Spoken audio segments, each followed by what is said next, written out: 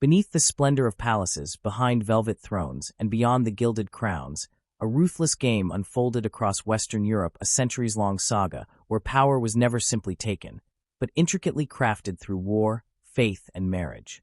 From the iron grip of the Habsburg Empire to the ambitious fire of the Tudors, from Bourbon magnificence to bloody revolution, dynasties clashed, rose, and fell, shaping the nations we know today. This is not just history, it's a story of secrets, betrayals, and legacies that refuse to die. Welcome to Words of Time, your gateway to the past where history breathes and forgotten empires speak again. In this video, we will unravel the tangled web of European thrones, tracing the rise and fall of the Tudors, Bourbons, and Habsburgs. You'll discover how royal ambition, political marriages, religious wars, and revolutionary ideals reshaped Europe and left a legacy that still echoes in modern monarchies today. In the early centuries of the medieval period, the political fabric of Europe was a fragmented tapestry of lords, vassals, and feudal obligations. Power lay primarily in the hands of local nobility, who ruled their territories semi-independently under the nominal authority of kings and emperors. The institution of feudalism shaped not only economic relations, but also the transmission of political power. Land was the chief source of wealth and authority, and allegiance to a higher noble, especially the monarch, was often more symbolic than binding. In this context, dynasties slowly began to carve their names into the annals of history by consolidating land, forging alliances, and strengthening claims to legitimacy through marriage, religion, and conquest. Among the earliest to emerge as formidable dynasties were the Capetians in France, the Plantagenets in England, and the nascent Habsburg family within the Germanic territories of the Holy Roman Empire. Each followed distinct but interconnected paths to sovereignty, influenced by the shared structure of feudal power and the chaotic political currents of the Middle Ages. In France, the Capetian dynasty began its rise in the late 10th century with the election of Hugh Capet.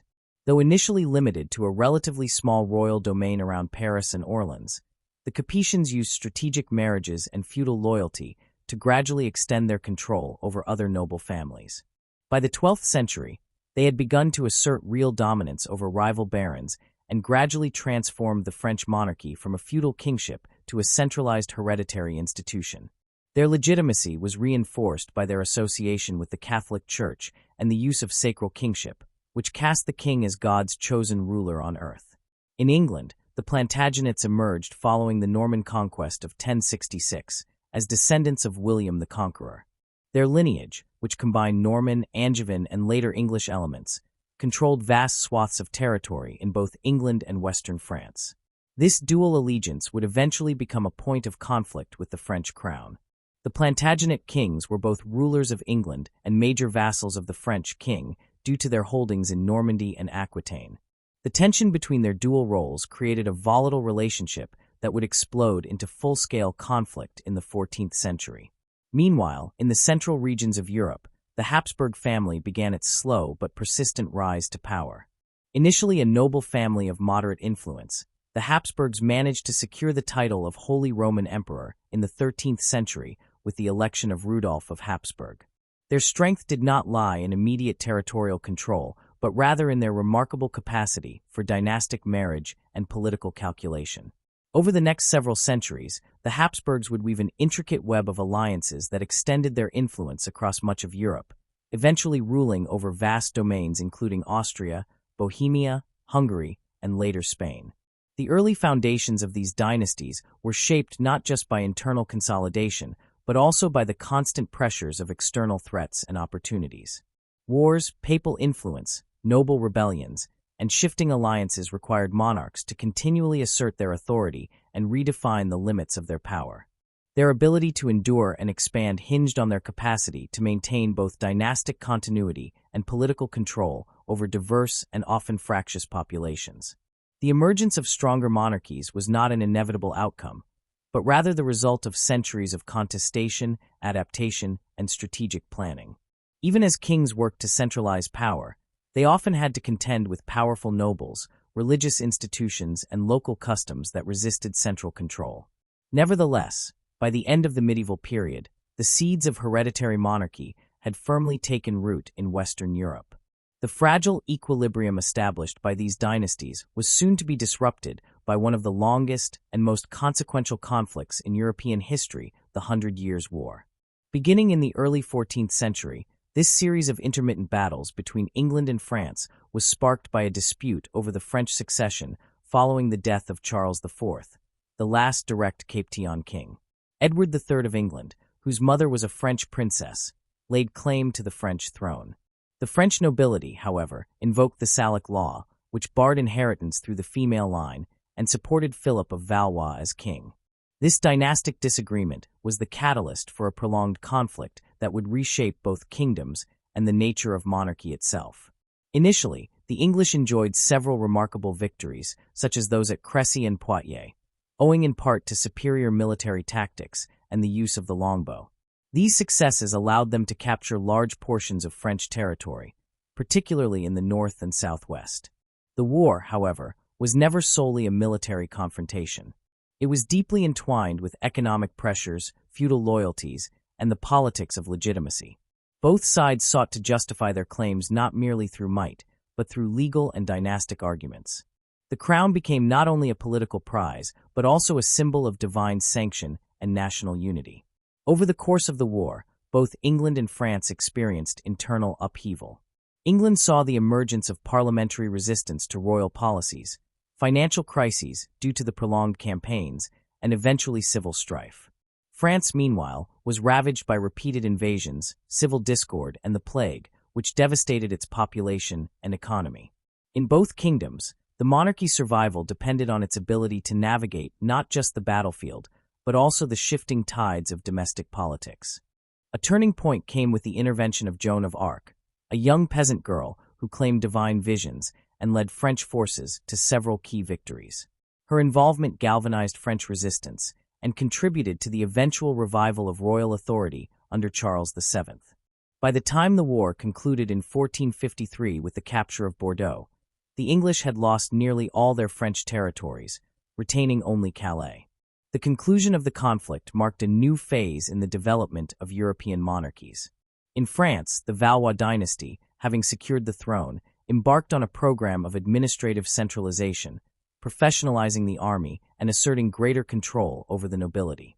The monarchy emerged from the war with enhanced prestige, a clearer national identity, and the momentum needed to build a more unified state.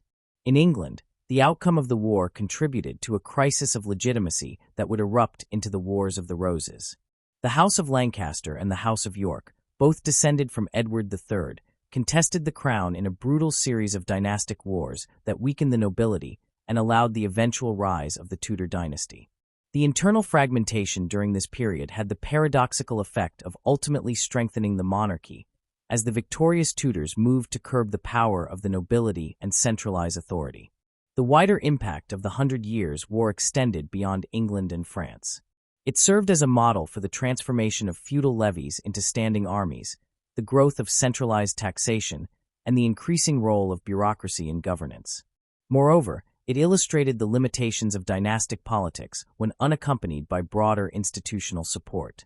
While the war had been sparked by competing claims to the throne, its resolution came through a combination of military strength, popular support, and institutional reform. The end of the war coincided with the fall of Constantinople and the beginning of the Renaissance, signaling a shift in the European balance of power and intellectual life. The centralization efforts that followed in France, England, and eventually in the Habsburg territories laid the groundwork for the emergence of early modern states. Dynasties continued to dominate the political landscape, but increasingly they operated within more complex systems of governance that demanded new forms of legitimacy, diplomacy, and administration. The 15th century thus represents a watershed moment in European history. Out of the ashes of feudal fragmentation and dynastic conflict arose stronger, more centralized monarchies that would come to dominate the early modern period. The Tudors in England, the Valois and later Bourbons in France, and the Habsburgs in Central Europe built on the foundations laid in the medieval era, using the tools of war, marriage, and administration to expand their power. Their legacies would be felt not only in their own realms, but across the continent, as the tangled web of European thrones grew ever more complex and interdependent. The story of the Tudors begins amid the chaos of civil conflict that tore through England in the 15th century. The Wars of the Roses, a brutal series of dynastic battles between the houses of Lancaster and York destabilized the realm for decades. Each house claimed descent from Edward III and asserted its right to rule. This prolonged confrontation saw numerous shifts in power, the violent overthrow of monarchs, and the weakening of the great noble families that had previously dominated English politics. The instability culminated in the death of Richard III at the Battle of Bosworth Field, where Henry Tudor, a relatively obscure claimant with a tenuous link to the Lancastrian line, seized the throne and became king. Henry Tudor's victory was not merely a military triumph, but a calculated political maneuver. By marrying Elizabeth of York, the daughter of Edward IV, he united the two warring houses and symbolically ended the dynastic conflict. This strategic marriage was crucial in legitimizing his reign, as his own claim was derived through an illegitimate line. His ascension marked the beginning of a new era, one focused on stability, order, and the reassertion of royal authority. Henry Tudor, now Henry VII, recognized that his kingship depended not only on bloodlines or battlefield success, but also on securing the loyalty of a war-weary nobility and re-establishing confidence in the monarchy. To consolidate his power, Henry introduced reforms that curbed the influence of over mighty nobles and strengthened the financial foundation of the crown. He relied heavily on bonds and recognizances, legal mechanisms that obligated nobles to remain loyal or face severe penalties. These measures discouraged rebellion and allowed the crown to reassert its dominance. At the same time, he took care to appear magnanimous, pardoning former enemies and rewarding loyalty with appointments and land. His reign, while cautious and at times austere, laid the groundwork for a more centralized and stable governance structure. By the time of his death, the monarchy was no longer at the mercy of aristocratic factions. The financial reserves he amassed and the peace he preserved would be instrumental for his successors. Henry's son, Henry VIII, inherited a relatively secure throne and an increasingly efficient state apparatus. Unlike his father, who had been pragmatic and wary, the younger Henry was bold, charismatic, and ambitious. His early reign was marked by military ventures and a desire to emulate the great warrior kings of the past. However, it was his personal life and religious policies that would come to define his legacy. The king's desire for a male heir, coupled with his dissatisfaction in his marriage to Catherine of Aragon, set in motion a series of events that would irreversibly alter England's religious and political landscape. The failure of Catherine to produce a surviving male child created a sense of urgency for the continuation of the Tudor line. Although she bore a daughter, Mary, the lack of a male heir was seen as a liability, and Henry grew increasingly anxious. He petitioned the Pope for an annulment on the grounds that the marriage was invalid due to Catherine's previous union with Henry's deceased brother. When the papacy, under the influence of Catherine's nephew Charles V, refused to grant the annulment, Henry took radical action. Rejecting papal authority, Henry initiated a legislative and religious transformation that severed England from the Roman Catholic Church. Through a series of acts passed by Parliament, including the Act of Supremacy, the king was declared the supreme head of the Church of England. This assertion of royal supremacy over spiritual matters was unprecedented and marked the foundation of a national church under monarchical control. The theological and liturgical elements of the new church initially remained close to Catholicism, but the rejection of Rome opened the door to further reform. Henry's break with Rome was not merely a religious maneuver, but also a political assertion of sovereignty. By eliminating the Pope's influence in English affairs, he ensured that no external power could challenge his authority. Additionally, the dissolution of the monasteries, carried out between the late 1530s and early 1540s, transferred vast wealth and land from the church to the crown and the gentry. This redistribution of property bolstered royal finances and helped secure the loyalty of influential landowners who benefited from the acquisition of former monastic estates. While Henry married 6 times in pursuit of a male heir, only his third wife, Jane Seymour, bore him a legitimate son, Edward. His marital history reflects more than personal desire. Each union had political and dynastic implications. The execution of Anne Boleyn, the repudiation of Anne of Cleves, and the brief marriage to Catherine Howard demonstrated his willingness to sacrifice anything, including queens, to secure the Tudor legacy. Henry's final marriage to Catherine Parr provided stability in his later years and helped reconcile him with his daughters. Despite these efforts, the succession remained uncertain. Edward VI, though crowned after Henry's death, was a sickly child. His short reign was marked by the dominance of Protestant regents who pushed England further away from Catholic practices. Edward's untimely death plunged the realm into yet another succession crisis. Attempts by Protestant nobles to install Lady Jane Grey as queen failed when Mary, daughter of Catherine of Aragon, rallied public support and claimed the throne. Mary's reign sought to restore Catholicism, reversing many of her father's religious policies. She reinstated papal authority and prosecuted Protestants in what would be remembered as a bloody purge. Though sincere in her convictions, her religious persecution alienated many subjects. Her marriage to Philip of Spain, a Habsburg prince, furthered fears that England would become a satellite of Spanish interests. Her failure to produce an heir doomed her efforts at a Catholic restoration. When she died, the crown passed to her half-sister, Elizabeth, the daughter of Anne Boleyn. Elizabeth's accession marked the dawn of one of the most celebrated reigns in English history. Her first priority was to stabilize the kingdom religiously and politically. Recognizing the dangers of religious extremism and civil unrest, she adopted a moderate approach. The Elizabethan religious settlement established a Protestant church that retained elements of traditional worship, appealing to a broad spectrum of believers.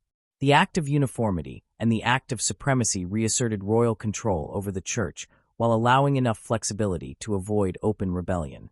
The Queen's approach to governance was cautious and pragmatic. Though she inherited a kingdom strained by religious conflict and economic uncertainty, she managed to create an image of strength and national unity. She surrounded herself with capable advisors, such as William Cecil and Francis, who helped her navigate the complexities of domestic and international politics. Under her leadership, the monarchy became a symbol of national identity, with Elizabeth herself projecting an image of virgin purity and divine favor. Her reign was not without challenges. Catholic plots, including the infamous Rudolph and Babington conspiracies, aimed to dethrone her and replace her with Mary, Queen of Scots, a Catholic claimant with strong ties to France and Spain. Elizabeth's decision to imprison and eventually execute Mary was a reluctant but necessary move to secure the Protestant succession and protect the crown. The execution of Mary in the late 1580s marked a turning point in England's confrontation with Catholic Europe. The most significant external threat to Elizabeth's rule came from Spain. Tensions between the two kingdoms had simmered due to religious differences, piracy, and English support for the Dutch revolt. When Philip II launched the Spanish Armada in 1588, it was presented as a holy crusade to restore Catholicism in England. The English response, led by seasoned naval commanders such as Francis Drake and Charles Howard, proved decisive. A combination of superior tactics, unfavorable weather for the Spanish fleet, and English maritime prowess resulted in a resounding defeat for the Armada. The failure of the Spanish invasion solidified Elizabeth's status as a Protestant heroine and elevated England's position in European politics. The victory was not just a military success, but also a symbolic triumph over absolutism and foreign domination. It boosted national confidence and fueled a growing sense of English exceptionalism that would later support imperial ambitions. Despite her political acumen and popular appeal, Elizabeth's reign was haunted by the unresolved issue of succession. Her refusal to marry, whether for reasons of statecraft or personal choice, left her without an heir. This created an ongoing anxiety among her advisors and the wider public, particularly as she aged. Various suitors were considered, including foreign princes and English nobles, but none secured her hand. Elizabeth skillfully used the possibility of marriage as a diplomatic tool while maintaining her independence. As the Queen entered the later years of her reign, tensions with Parliament increased, particularly over taxation and succession. The lack of a clear heir revived fears of dynastic instability. Though she never named a successor outright, her tolerance toward James of Scotland, the Protestant son of Mary, Queen of Scots, hinted at her preference. When Elizabeth died, James succeeded her peacefully, uniting the crowns of England and Scotland under the Stuart line.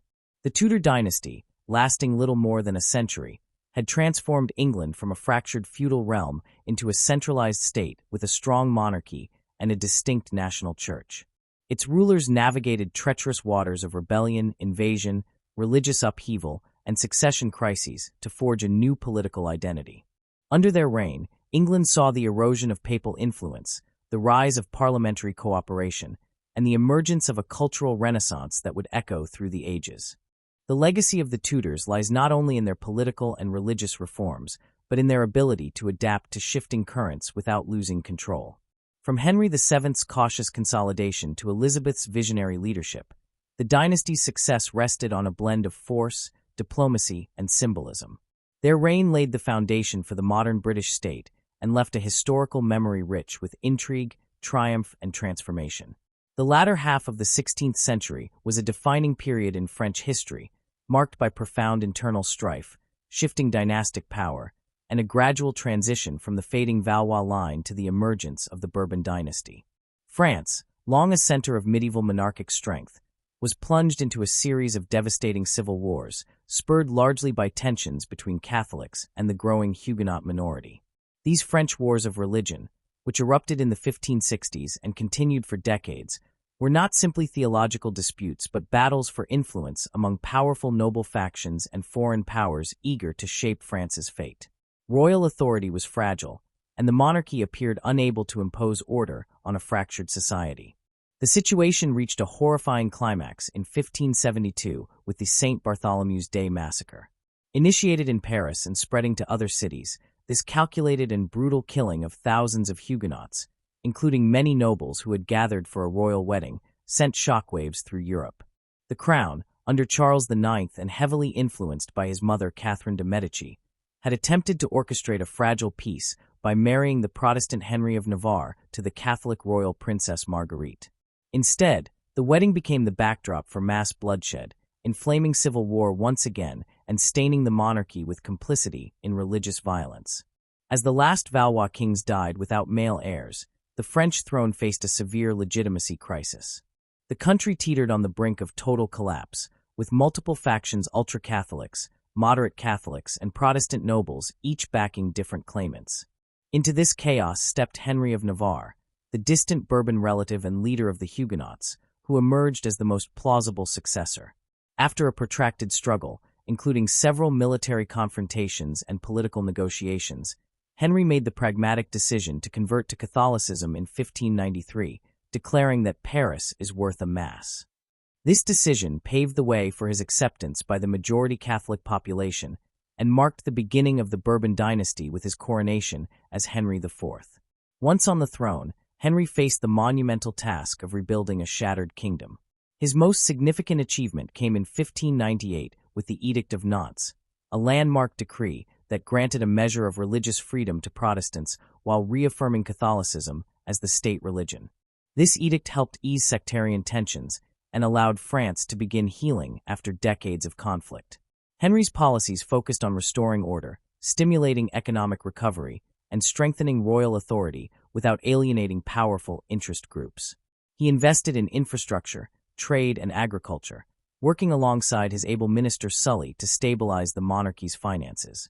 By the time of his assassination in 1610, Henry had laid a durable foundation for future Bourbon rulers to expand the power and reach of the French crown. Following Henry's death, his son Louis XIII ascended the throne at a young age. His mother, Marie de' Medici, acted as regent, but her rule was marked by factionalism and noble unrest. Once he assumed control, Louis relied heavily on one of the most influential statesmen in French history, Cardinal Richelieu. Appointed chief minister in 1624, Richelieu quickly became the architect of a more centralized and absolutist monarchy. His political genius lay in his understanding of the dual threats facing the French state: the disruptive power of the nobility and the potential separatism of the Huguenots. Richelieu's policies were uncompromising.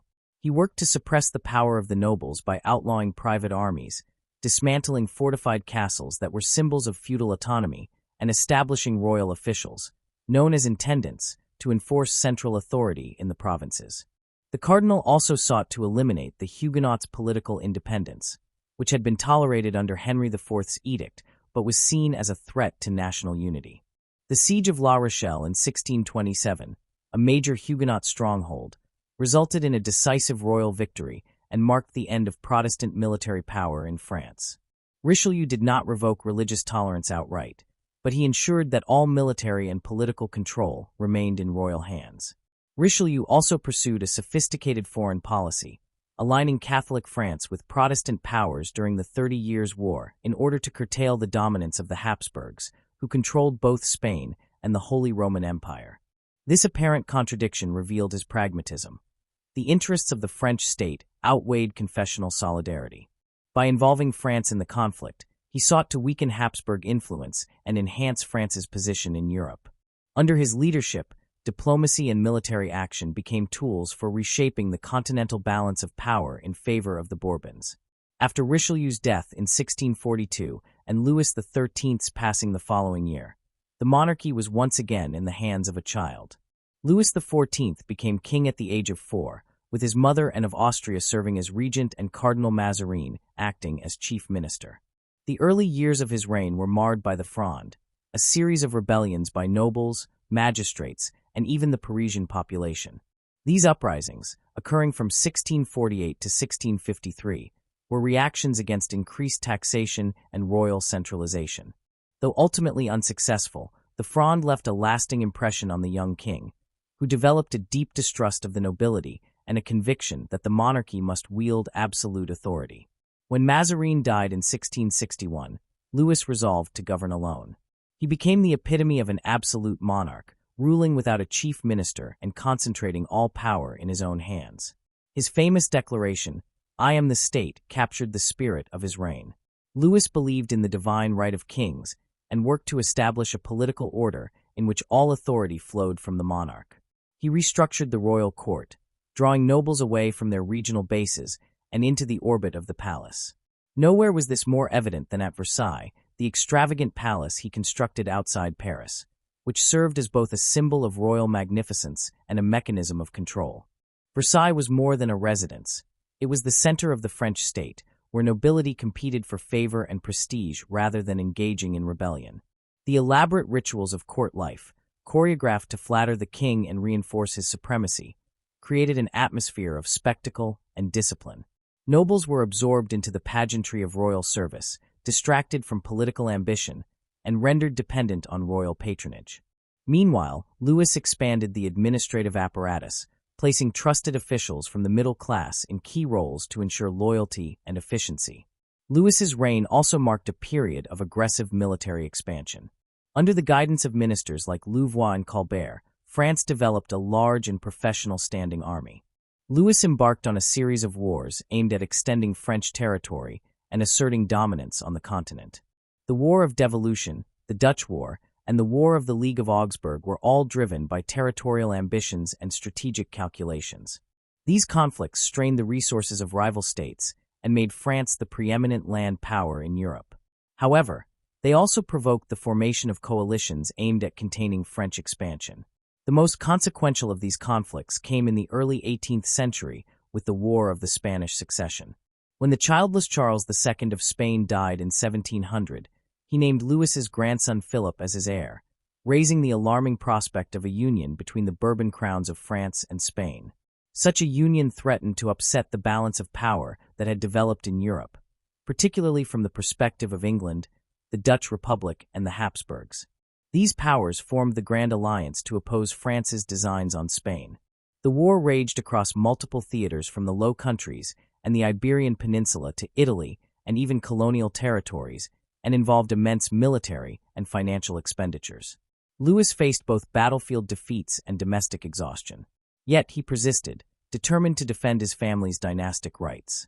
After more than a decade of fighting, the war ended with the Treaty of Utrecht in 1713.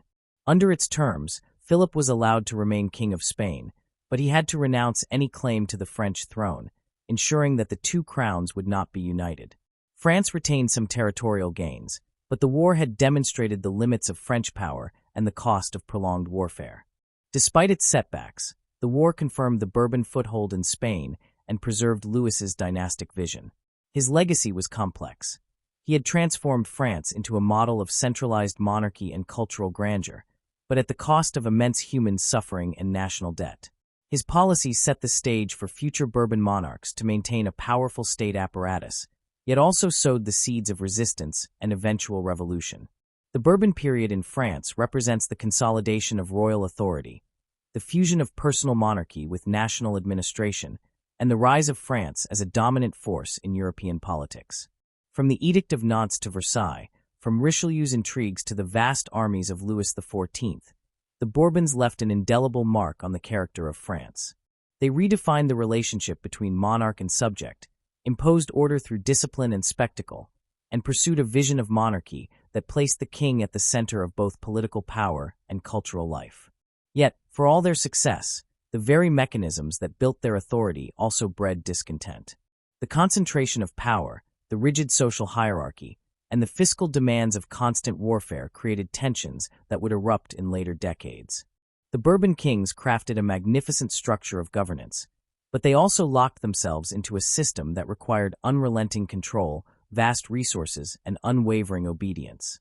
As the 18th century progressed, these pressures would begin to strain the very foundations they had so carefully constructed. In the centuries before the rise of Charles V, the Habsburgs were a modest noble family seated in the eastern fringes of the German-speaking lands. However, they possessed a remarkable talent for forging alliances through marriage, a tactic that became the linchpin of their ascent.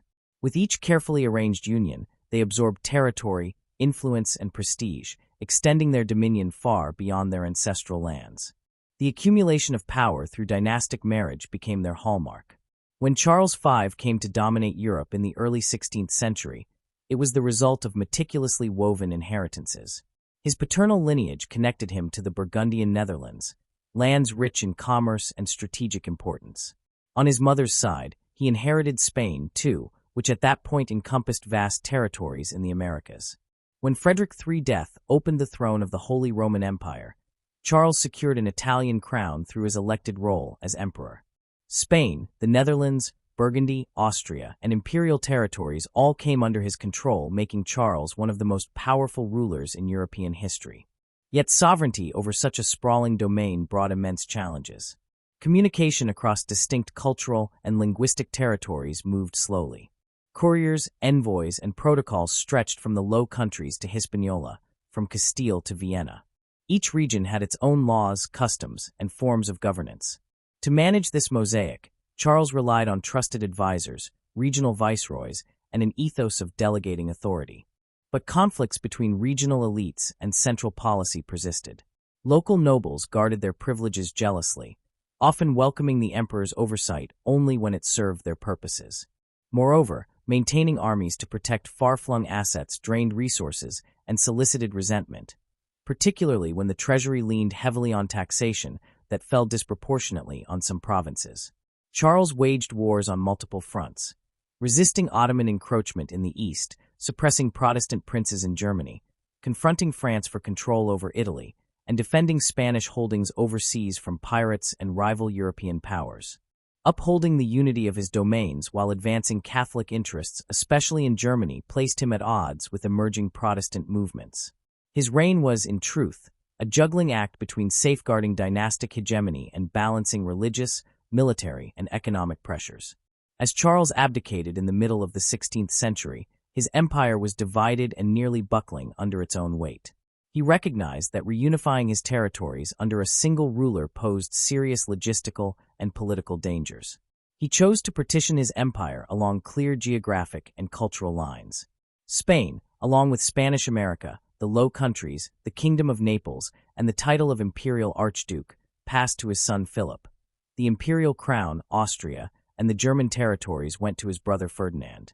With this division, two major branches of the Habsburg dynasty emerged: the Spanish and the Austrian. This bifurcation had deep ramifications. Spain became the centralizing force in its domains, focusing heavily on colonial administration, maritime power, and dynastic unions like the marriage of Philip II to Mary Tudor of England. Meanwhile, Ferdinand's line emphasized Central European politics, confronting Ottoman advances, leading German states, and negotiating the religious fragmentation within the empire. Religious conflict had by this time grown into existential struggle. Protestant doctrines had fractured the once unified Catholic realm. The Austrian Habsburgs led the Catholic side in the empire's internal disputes, striving to restore papal influence and religious unity. The Jesuit order, founded in the early 16th century, played a pivotal role. Their focus on education, missions, and counsel became an essential arm of the Counter-Reformation.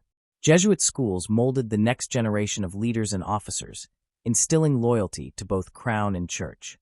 Their diplomatic work and spiritual influence rallied Catholic princes and populations against Protestant expansion.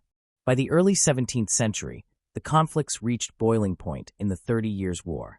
Initially a contest among German princes, it morphed into a broader contest across Europe, with French, Spanish, Swedish, and imperial forces all involved. While Austrian Habsburgs were steered by devout Catholic objectives, they were also circumspect about overextending their military reach. French support of Protestant forces shocked Catholic Europe, but epitomized France's determination to check Habsburg dominance. The war burned through regions, procured shifting alliances, and concluded with a peace that reshaped religious and political boundaries, though it did little to strengthen central authority in the empire itself. In the meantime, Spanish Habsburgs found themselves overextended. Wars in the Low Countries entered a phase of broader imperial conflict. Attempts to suppress Protestant rebellion met fierce resistance. Beyond Europe, rebellions shook colonial holdings as in Peru and Mexico, and piracy threatened ships and treasure fleets, exacting a costly toll. Spain's financial commitments to Catholic causes and dynastic solidarity were immense, generating repeated debt and forcing currency devaluations. Though the Habsburg branches shared a common heritage, their interests and strategies diverged sharply. The Austrian line faced existential threats from Ottoman expansion and domestic religious fragmentation. The Spanish line, their armies spread thin across continents, became strained by dynastic rivalries and costly continental engagements. And among those rivalries, one stood paramount: the competition with the Bourbon dynasty in France. France's monarchical system, bolstered by a single unified court at Versailles, offered a model of efficiency that contrasted with the Habsburgs' diffuse governance.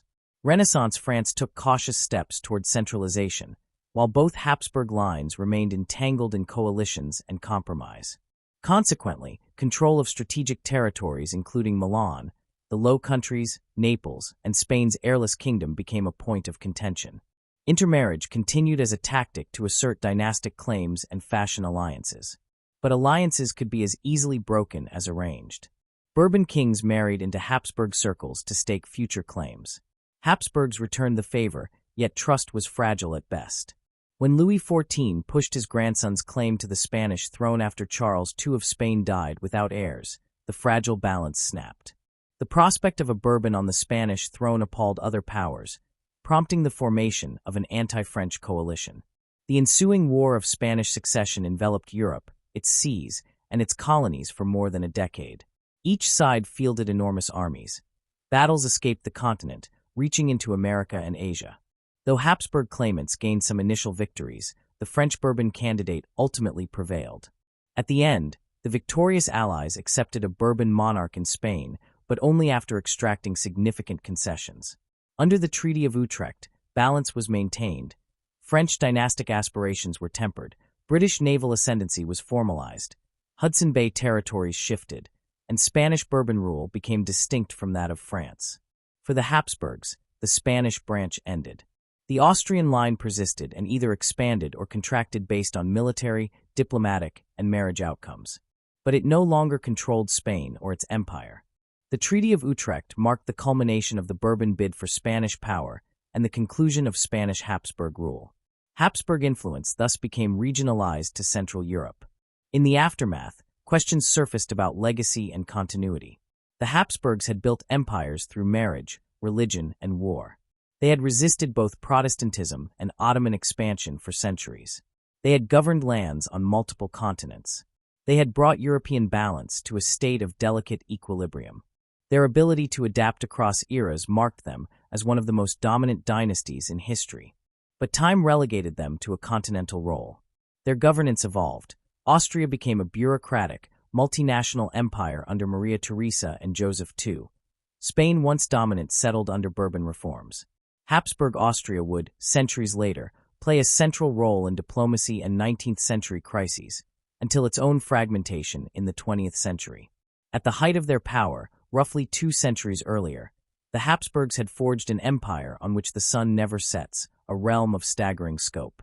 Yet that empire, stretched across cultures and seas, was held together by dynastic octane rather than administrative unity, and was eventually deemed too diffuse to maintain. In contrast, the Bourbons' more centralized strategy favored longevity in a changing political landscape.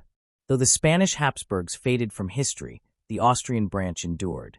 Their long-term impact on Central European politics, on conflicts with Prussia and the Ottomans, on the fate of Slavic and German peoples can still be traced today.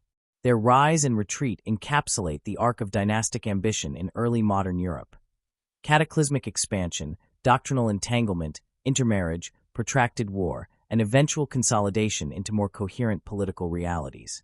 The tangled web of alliances and rivalries they left behind shaped Europe's map, monarchies, and conflicts well into the modern age and beyond. The way to power across Europe was often paved by marriage. Kings and queens forged dynastic unions that brought territories, alliances, and leverage at court. This strategy reached its zenith with the Habsburgs, whose motto "Let others wage war." Happy Austria, Mary captured a shrewd plan. Territorial acquisition through spouses avoided the risks of battle. Take the marriage of Mary Tudor to Philip of Spain. Although short-lived, it aligned England temporarily with the mighty Habsburg, Spanish Empire. Another example, Marie Antoinette, raised amid Bourbon Habsburg ties, became Queen of France upon marriage to Louis XVI, hoping to cement peace, but instead contributing to the fate of French absolutism. And Philip II of Spain married 4 times not just for heirs, but to ally Spain with Portugal, England, Austria, and France. These marriages were seldom romantic. They were strategic moves in a chessboard of crowns. The reliance on marital diplomacy, however, also sowed unexpected complications. A queen might be a foreigner with divided loyalties. Her children might claim inheritances spanning registers of powerful realms, disrupting balance. Succession crises and disputes often sprang from marital pacts, as when male line heirs failed, opening succession battles among interrelated dynastic branches. By binding powerful houses across Europe, royal marriages created entanglements that could lead to conflict as often as peace. A similar dynamic unfolded in religion. As the Reformation transformed Europe, faith became a tool of both backward and forward reaches of dynastic strategy. Protestant princes challenged Catholic monarchs, and alliances often tracked confessional lines. Monarchs used religion to legitimize their rule. Elizabeth in England declared herself head of the national church, consolidating her independence and stamping out Catholic conspiracies. Louis XIV claimed divine right and revoked religious toleration in his realm to assert absolute authority. Ferdinand II in Central Europe unleashed the forces of the Counter-Reformation to reimpose Catholic unity. Yet confessional lines were not barriers to diplomacy. Catholic France backed Protestant rebels in Germany to curtail Habsburg power. Religious identity often justified war or alliance, but politics dictated actual loyalties. Dynastic crisis reached its apex in the War of the Spanish Succession. The death of Charles II of Spain, childless and physically frail, opened a vacuum at the pinnacle of European monarchy. 2 dynastic claims emerged: the Bourbon prince, grandson of the French king, and the Habsburg Archduke Charles. If the Bourbon claim succeeded, France and Spain risked uniting under one crown, a prospect unacceptable to Britain, the Dutch Republic, and Austria. When Louis XIV proclaimed his grandson King of Spain, coalitions formed. The war spread across Europe and into colonial theaters. Victory in Flanders would turn the tide on land. Control of the seas would shape the empires overseas. After more than a decade of war, exhaustion compelled negotiation at Utrecht. While the Bourbon was recognized on the Spanish throne, he formally abdicated any claim to the French crown. Spain lost several European possessions such as Naples, Milan, and the Spanish Low Countries and ceded commercial concessions to Britain, which emerged as the dominant naval and commercial power. Austria gained territories in Italy and Holland. The agreement reshaped dynastic influence and repositioned Europe from dynastic tug-of-war to a balance of power in which no single monarch could dominate. That shift was not only diplomatic, but cultural and ideological. Across the late 17th and 18th centuries, dynastic absolutism slowly gave way to emergent national ideologies. Parliaments expanded power, constitutions developed, and the notion of sovereignty began leaning on the people rather than on dynastic right. America and France would lead revolutions, while in Britain a constitutional monarchy matured through representation, budgets, and legal restraints on the crown. Enlightenment thoughts challenged the divine right doctrine. Philosophers debated the source of authority, conceptions of liberty, and civic well-being. Rulers faced demands to justify themselves to assemblies, to build infrastructure, enact reforms, and address subjects' economic and legal concerns, rather than rely solely on birthright or noble privilege. In a Europe rich with dynastic legacy, yet aware of its limitations, the age gave rise to modern notions of statehood and legitimacy. Royal families continued to intermingle, but their ties no longer guaranteed territory or authority. Parliaments asserted budgets. Wars became national rather than interdynastic, and intellectual currents placed reason and rights ahead of pedigree. The social contract began to replace feudal bonds, and kings had to rule with consent or face upheaval. By the dawn of the 19th century, Europe had remade itself. Monarchs remained, yet their power rested on law, national identity, and public acceptance, not simply on ancestral pedigree or marriage alliances. The closing decades of the century witnessed sweeping transformations across Europe's political landscape. France's Bourbon monarchy, long the epitome of absolute royal power, fell dramatically at the hands of revolutionaries who rejected divine right rule. In England, a gradual erosion of royal prerogative shifted authority toward Parliament and constrained monarchs through law and custom. Meanwhile, the Habsburgs, having endured as sovereigns for centuries, underwent internal reform and reinvention, ultimately paving the way for the dual monarchy of Austria-Hungary at the turn of the following century. The French upheaval erupted when subjects, long burdened by inequality, financial crisis, and Enlightenment ideas of popular sovereignty, rose against the monarchy. The king's dire fiscal situation, exacerbated by involvement in foreign wars and lavish spending at court, drove him to seek new taxes. When representatives of the Third Estate demanded accountability and fairness, the court resisted. Tensions boiled over, culminating in a popular assault on royal power and the storming of a symbol of oppression. The monarchy fell, the regime was abolished, and a republic was proclaimed. Royal privilege vanished overnight. The king was tried and executed, and his wife shared a similar fate. Institutions rooted in birthright were dismantled. Nobility lost their immunities. The church saw its lands confiscated, and its influence sharply weakened. Through this upheaval, absolute monarchy was not merely weakened, it was destroyed. While France tore down its dynastic order from the inside, England charted a quieter course away from the divine right paradigm. Following centuries of conflict between crown and parliament, culminating in civil wars, regicide, and interregnum, monarchy was restored but constrained. Royal succession continued ceremonially, but practical authority increasingly required the consent of parliament. Taxation, legislation, and finance became the domain of elected bodies. Legitimate rule demanded parliamentary approval. Kings who overreached suffered pushback. Attempts to govern without consent were met with political crisis, deposition, or exclusion. The notion that a monarch ruled by divine sanction lost currency. The monarch was now a constitutional officeholder, bound by law and convention, his authority limited and subject to oversight. By the century's close, England had matured into a polity where kings ruled in partnership with representatives, not above them. In Central Europe, the Habsburgs faced challenge and opportunity as the industrializing world reshaped modernity.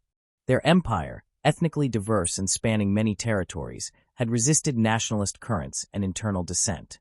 Repeated military defeats and diplomatic setbacks forced the imperial court to reform its approach.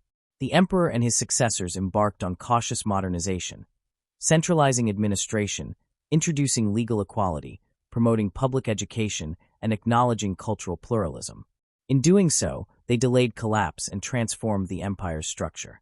Ultimately, the Habsburg state would reemerge as a dual monarchy, a compromise enabling two equal partners, Austria and Hungary, to coexist under the same sovereign. This arrangement allowed the empire to persist into the 20th century, but its future would still be shaped by rising national claims and global conflict. These seismic changes offer insight into how dynastic power receded and evolved. In France, the revolution dismantled the old order and introduced the principle that national sovereignty, not royal blood, legitimized authority. Monarchs no longer ruled by virtue of ancestry or God's will, but by the consent of the governed. Fiscal power shifted from the household of the king to representative institutions. In England, tradition coupled with constitutional development tempered transitions more gradually, but the result was similar. Monarchs became symbols and guarantors of national identity rather than absolute rulers. Even the Habsburgs, by accommodating legal and cultural plurality, pivoted from universal monarchy toward constitutional pragmatism. Although dynasties emerged wounded by revolution and reform, their legacies continued to influence Europe. In post-revolution Spain, the Bourbon line was restored in a constitutional form rather than absolute. The Spanish monarchy that returned served as a unifying institution amid political turbulence. In Italy, various royal houses reinstated monarchical systems in new constitutional kingdoms, often descending from former dynastic lines. In the north, the British crown continued through the Hanoverian and then through the ruling house that traces ancestry to that era, guided by law and parliamentary precedent. These modern monarchies carried forward the symbolism, continuity, and ceremonial function of dynastic institutions, even as their sovereignty was bounded and regulated. In Central Europe, the Habsburg legacy persisted through cultural memory and political institutions. Although the dynasty retained the throne into the modern era, its image evolved. Nostalgia for imperial unity and a multi-ethnic identity lingered in the minds of many citizens long after the empire's dissolution. Some harked back to a mythic age of cosmopolitanism, stability, and grandeur.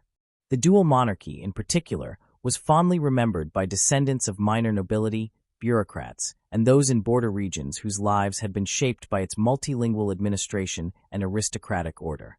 Even those who challenged dynastic structures sometimes deployed Habsburg imagery and language to legitimate new political formations. The famed motto, "Indivisible Empire," retained resonance well beyond the age of empire. The legacy of dynastic rule is also visible in modern political structures. Constitutions in countries like Spain and Sweden embed monarchs in ceremonial roles that bind them to tradition while making them agents of national unity. These royal houses still perform ceremonial duties, acting as living links between past and present. Members attend state ceremonies and represent their nations abroad. Though they wield no formal power, their presence serves as a stabilizing moral and emotional counterpoint to political change. In many post-conflict societies, monarchs have been reinstated precisely to serve as nonpartisan symbols, helping to stitch together divided populations. Moreover, dynastic intermarriage in modern times has shaped familial networks across Europe. Royal weddings, though largely ceremonial, do generate media attention and remind publics of shared European heritage. Family links trace back to the old houses, and reunions at state events highlight these connections. Genealogies are studied by historians and enthusiasts alike as a web of diplomatic intrigue that once governed politics. While power no longer passes along these lines, the symbolic capital remains. The sense that a sovereign family has stood for centuries provides continuity and identity that many countries value. Even republics shaped by revolutionary fervor have drawn on dynastic symbolism. Flag designs, national anthems, and commemorations often allude to the struggle against absolutism or invoke royal-era motifs rehabilitated with new meaning.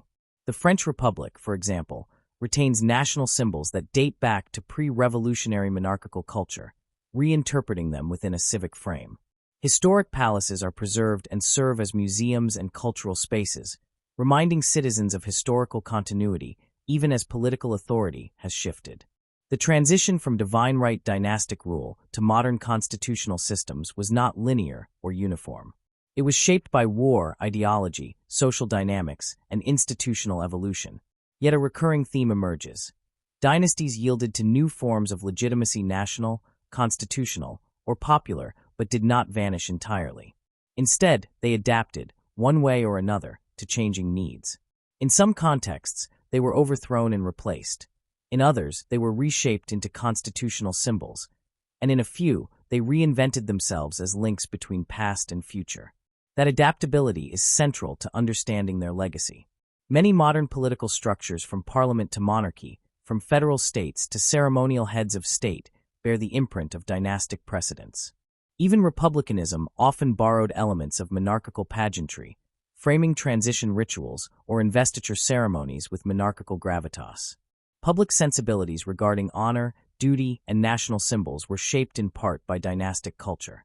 The modern democratic state learned from both the strengths and failures of dynastic rule, retaining features such as hereditary succession only to aestheticize them.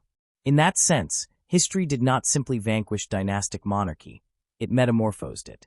Across Europe, The age of dynasties infused institutions with structures of continuity, adaptation, and symbolic unity. Its demise without replacement left a vacuum unlikely to remain empty. Even where dynasties were expelled, their influence lingered politically, culturally, and psychologically. To understand modern Europe is to recognize how dynastic legacy stands adjacent to constitutionality, democracy, and national identity, not as an opposing force, but as a foundational element transformed into new form. The rise of parliamentary accountability, national sovereignty, and ideological equality found footholds in constitutional design. Monarchs embraced titles such as Defender of the Faith, even while their personal authority was circumscribed. Monarchs became constitutional symbols, embodiments of the state, and focal points in ceremonial life. In countries recovering from dictatorship or conflict, monarchy sometimes served as a neutral center of gravity, capable of unifying disparate interests. Dynastic memory, then, became a resource for healing and nation-building.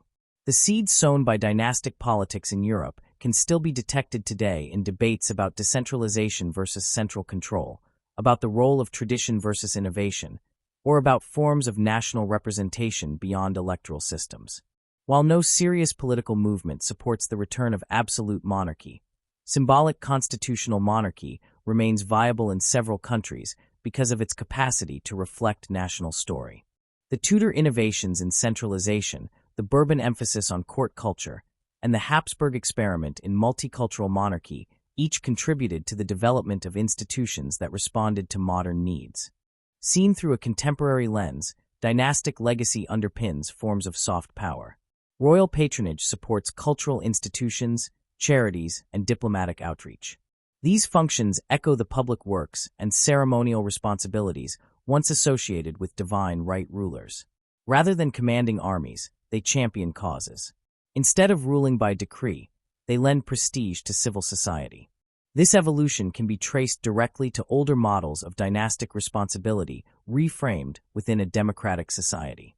Europe's 19th and 20th centuries unfolded not by discarding dynastic heritage, but by transforming it. Monarchy in rebellion, monarchy in remission, monarchy in symbolism, each path reflects a different response to the challenge of legitimacy.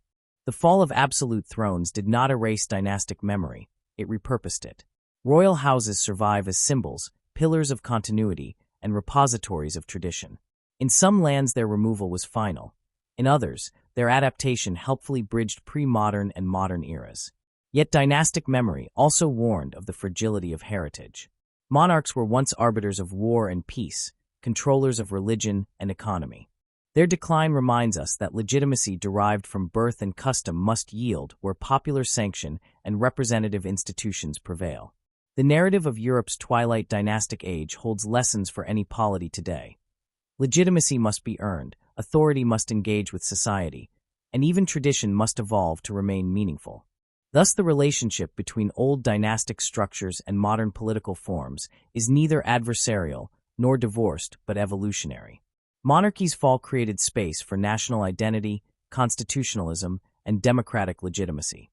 Its survival shows how adaptive symbolic institutions can complement, rather than contradict, public sovereignty. In the post-dynastic world, the past remains present. Royal lineage endures in museums and ceremonies.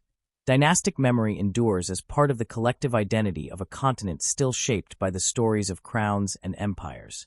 Across centuries of conflict, courtly splendor, and strategic marriage, Western Europe's royal dynasties shaped the fate of nations. The Tudors turned a fractured kingdom into a centralized maritime power, setting the stage for England's global reach. The Bourbons brought absolutism to its dramatic peak and collapse, leaving behind a complex legacy of centralized statecraft and cultural grandeur. The Habsburgs, masters of dynastic chess, built an empire on marriage and inheritance that spanned from Iberia to the heart of the Holy Roman Empire, evolving with the times even as they resisted them. Together, these royal houses wove a web of ambition, alliance, and rivalry that structured the political and cultural contours of Europe. Dynastic marriages were more than unions of individuals, they were instruments of diplomacy, weapons of peace and provocation alike. Faith, too, served as both a unifier and a wedge, with monarchs wielding religion as a tool to consolidate or challenge power. Wars, both dynastic and ideological, redrew maps and shifted balances, revealing the fragility of inherited rule. The War of Spanish Succession, like the 30 Years' War before it, exposed the peril of overlapping claims and the limits of royal ambition. Over time, the rise of national identities, representative government, and Enlightenment thinking redefined what it meant to rule. Where once kings claimed authority from God, now they sought legitimacy from constitutions and consent. Monarchs evolved from rulers to symbols, living vestiges of a gilded past wrapped in the garments of modern statehood. The collapse of absolute monarchy in France, the cautious recalibration in England, and the adaptive resilience of the Habsburgs all reflected this seismic transformation. Yet despite revolution, reform, and republics, dynastic legacy remains etched into the DNA of modern Europe. From the ceremonial monarchies of Spain and the United Kingdom to the architectural, cultural, and institutional echoes of past empires, the impact endures. These thrones may no longer command armies or dictate laws, but their stories of grandeur, downfall, resilience, and reinvention continue to captivate and instruct. In the grand theater of Europe, crowns rose and fell, but from the ashes of divine right emerged nations forged not by blood alone, but by the will of people, proof that thrones may crumble, yet legacy reigns eternal.